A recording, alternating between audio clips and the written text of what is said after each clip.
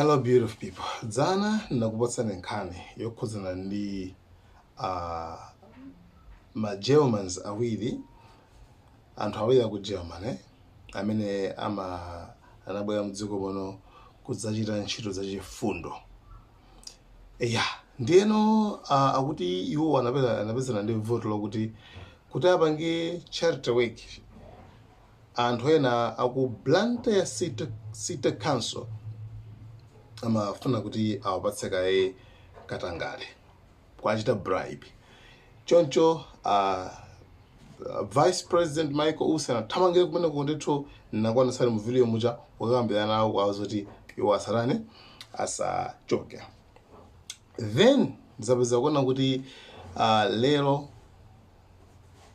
mayor wa mzinda wa Blantyre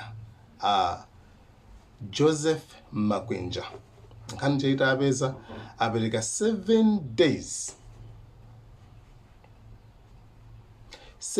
days kuti anyamata awiri amenewa aku Germanywa atchule mayina a anthu amene amauzewo kuti awapatse katangale zina ndi zina apange bribe.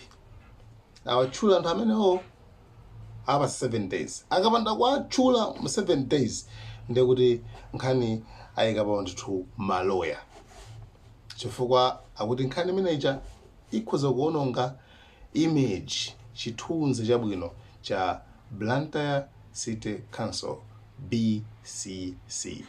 Akuluakulu ndiye tione kuti nkhanizi zithe bwanji, chifukwa anthu amene wali akuyenera kuti adziwike, atchulidwe, tione kuti zingathe bwanji kumapeto kakeko.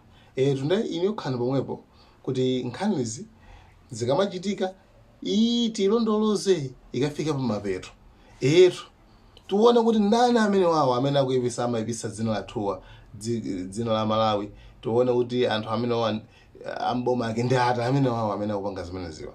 Ndiye actually tiyenera kuti Joseph Makwinja good move wayimenya bwino kwambiri pena popo. Tiaone tiadziwe kuti ndani amene wawa. Guys, thank you so much. Malawian Cameras, thank you so much. Like, share, subscribe, and comment in the comment section. Have a good day.